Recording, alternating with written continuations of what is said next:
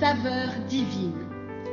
Cette bonne nouvelle du royaume sera prêchée dans le monde entier pour servir de témoignage à toutes les nations. Alors viendra la fin. Ce pain céleste vous est présenté par Immaculée Niraneza. Shalom, shalom mes bien-aimés de Dieu qui écoutent cette émission, que la paix de Christ soit avec vous. J'aimerais bien commencer cette méditation par un verset du psaume 31, 25, il est écrit « Fortifiez-vous et que votre cœur s'affermisse, vous tous qui espérez en l'Éternel. » Alléluia. Fortifiez-vous, chers amis, vous tous qui croient en la parole de Dieu. Fortifiez-vous, vous tous qui croient en la résurrection. Jésus-Christ est ressuscité, c'est notre force, c'est notre espérance et c'est la plus grande joie qu'ont eu les disciples. C'est l'histoire de voir que celui qui était dans le tombeau n'était plus et que celui qui était mort est vivant. Alors, je vous prie vraiment, je souhaite que nous aussi, nous puissions avoir le courage sur ce chemin de la vie, que la nouvelle de la résurrection vienne nous fortifier. Alléluia. Aujourd'hui, je termine la semaine et nous allons voir l'histoire de deux disciples que Jésus est venu encourager. Ils étaient dans un désarroi. Ceux qui sont habitués de la lecture biblique, vous êtes en train de découvrir déjà de quoi il s'agit. Ce sont donc les disciples d'Emmaüs. Je vous donne vite le résumé. Ces derniers temps, nous avons beaucoup parlé du tombeau vide. Nous avons parlé des femmes qui sont allées avec l'objectif d'embaumer le corps de Christ. Il y a eu plusieurs récits concernant ce grand événement. Alors aujourd'hui, permettez-moi de vous lire ce qu'ont vécu aussi deux disciples qui se rendaient à un village appelé Emmaüs.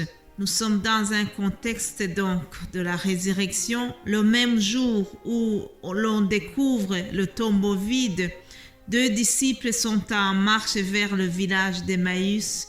Ils ne peuvent croire en la résurrection et sont plongés dans le désarroi car la mort de Jésus-Christ a détruit leur espoir de délivrance pour Israël.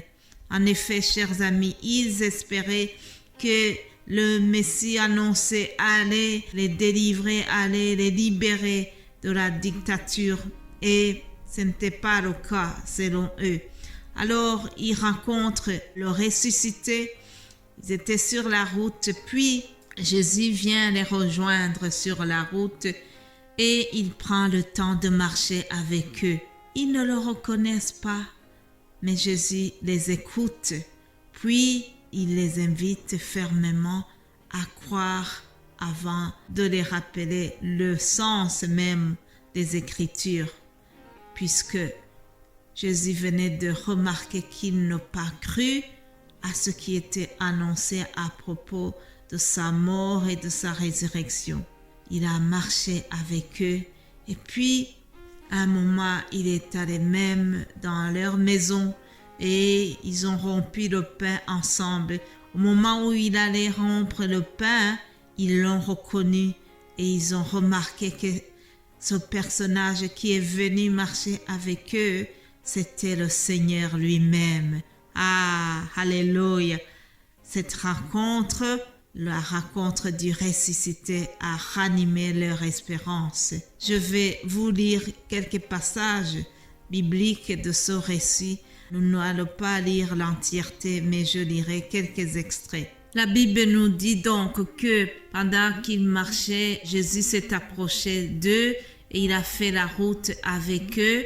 Il leur a posé cette question. Luc 24, verset 17. Jésus leur dit, « De quoi vous entretenez-vous en marchant ?» Ils s'arrêtèrent, l'heure triste. L'un d'eux, nommé Cléopas, lui répondit: « Es-tu le seul qui, séjournant à Jérusalem, ne sache pas ce qui est arrivé ces jours-ci? » « Quoi ?» leur dit-il. Et ils lui répondirent: « Ce qui est arrivé au sujet de Jésus de Nazareth, qui était un prophète puissant en œuvre et en parole devant Dieu et devant tout le peuple, et comment les principaux sacrificateurs et nos magistrats l'ont livré pour le faire condamner à mort et l'ont crucifié. Nous espérions que ce serait lui qui délivrerait Israël. Avec tout cela, voici le 3e jour que ces choses se sont passées. » Alors Jésus les a vraiment écoutés jusqu'au bout. Et puis au verset 25, on voit que Jésus leur fait vraiment un reproche en disant qu'ils sont sans intelligence, qu'ils ont un cœur qui ne croit pas ce qu'ont dit les prophètes. En effet, chers amis, Jésus est déçu lorsqu'il voit que nous n'avons pas assez de foi, que nous n'avons pas confiance en la parole de Dieu que nous lisons chaque jour. Jésus était donc déçu de ses 2 disciples puisqu'il savait bien que plusieurs fois il avait annoncé sa résurrection et il constate qu'ils n'ont rien compris. Ils n'ont pas compris que Jésus allait ressusciter. Chers amis, la suite de ce récit, c'est que les 2 amis ont invité Jésus-Christ chez eux et puis il a partagé le pain avec eux. La Bible nous dit que au moment où il allait rompre le pain, ils l'ont reconnu. Alléluia. Alors leurs yeux se sont ouverts, ils ont reconnu Jésus et puis il a disparu. Mais après que Jésus était parti, ils se sont rendus compte que au moment où il leur parlait, leur cœur brillait de joie. Alléluia.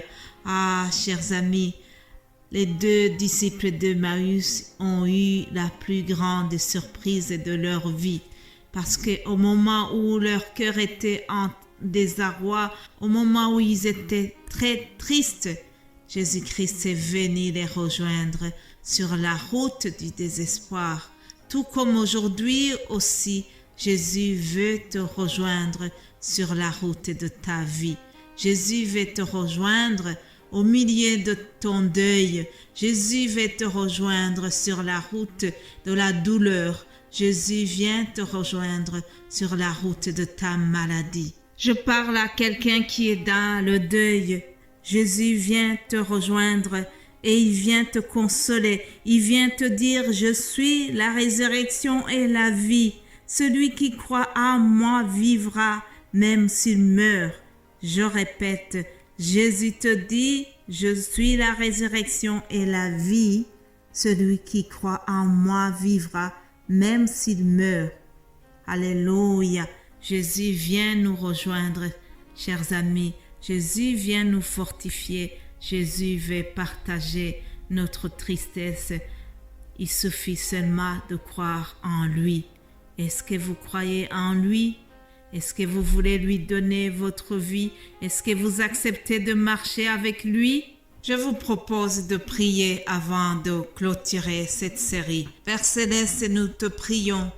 Nous te remercions pour ce cadeau merveilleux que tu nous as donné, que Jésus-Christ est ton Fils. Oui, Seigneur, nous savons que il est venu dans ce monde, il est mort pour nos péchés, mais la plus grande victoire a eu lieu, c'est que le 3e jour, il est ressuscité et cela nous donne aussi l'espérance. Je prie que chaque personne qui vient d'écouter ce message, s'il n'a pas encore pris la décision pour Christ, je prie que tu puisses te révéler à elle ou à lui, afin qu'il puisse recevoir ton Fils comme le Seigneur de sa vie. C'est au nom de Jésus-Christ que j'ai prié.